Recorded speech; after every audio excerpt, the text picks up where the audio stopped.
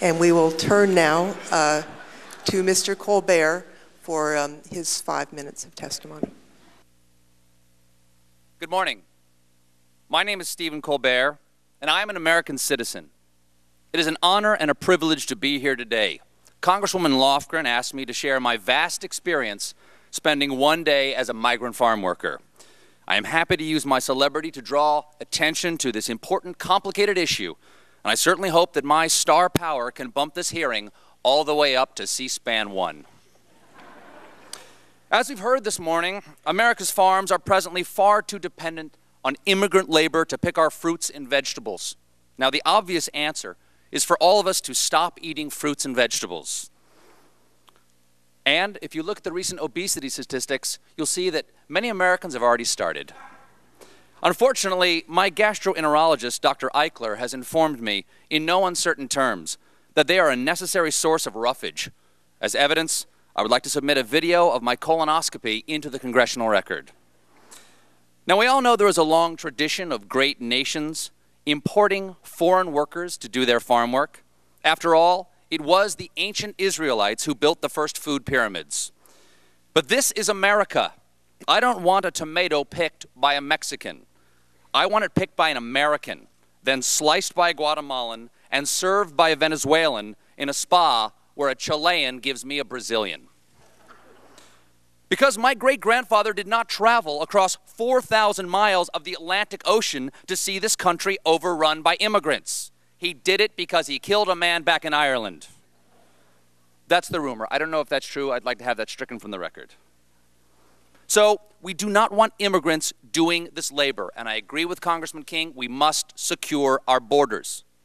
Of course, I'm sure Arturo Rodriguez is saying, who then would pick our crops, Stephen? First of all, Arturo, don't interrupt me when I'm talking. That's rude. Second, I reject this idea that farm work is among the semi-mythical jobs that Americans won't do. Really? No Americans. I did. As part of my ongoing series, Stephen Colbert's Fallback Position, where I try other jobs and realize that mine is way better. I participated in the UFW's Take Our Jobs campaign, one of only 16 people in America to take up the challenge. Though that number may increase in the near future, as I understand, many Democrats may be looking for work come November. Now, I'll admit, I started my workday with preconceived notions of migrant labor.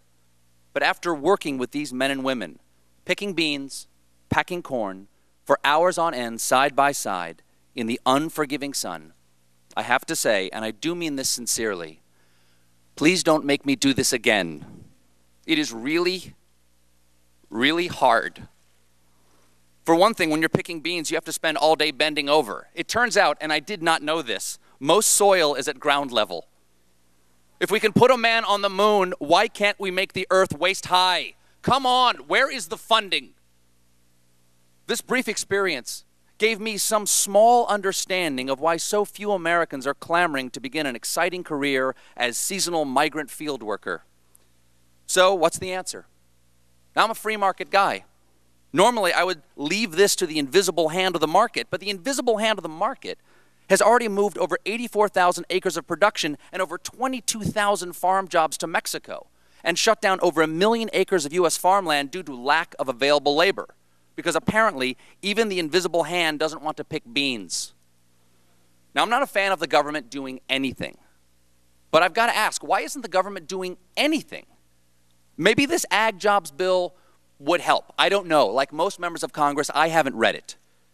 But maybe we could offer more visas to the immigrants who, let's face it, maybe we could offer more visas to the immigrants who, let's face it, will probably be doing these jobs anyway.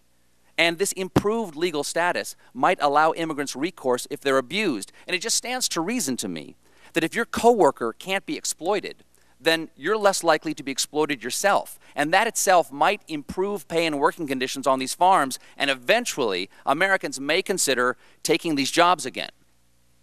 Or maybe that's crazy. Maybe the easier answer is just to have scientists develop vegetables that pick themselves. The genetic engineers over at Fruit of the Loom have made great strides in human fruit hybrids. The point is, we have to do something, because I am not going back out there. At this point, I break into a cold sweat at the side of a salad bar. I thank you for your time. Again, it is an honor, a privilege, and a responsibility to be here. I trust that following my testimony, both sides will work together on this issue in the best interest of the American people, as you always do. I'm now prepared to take your questions and/or pose for pictures with your grandchildren. I yield the balance of my time. USA #1. Thank you very much. Thanks to all of the witnesses for their testimony. We will now begin questions of any of our witnesses, and we will begin, if Mr. Conyers is ready at this time, I will recognize Mr. Conyers for his questions for 5 minutes. Thank you, Madam Chairwoman. I appreciate all the testimony of all the witnesses. I have to observe that Mr. Colbert's submitted statement was considerably different from the one that he presented, but that's a small detail, right? Dr. Carol Swain, you've written and studied about this subject quite a bit.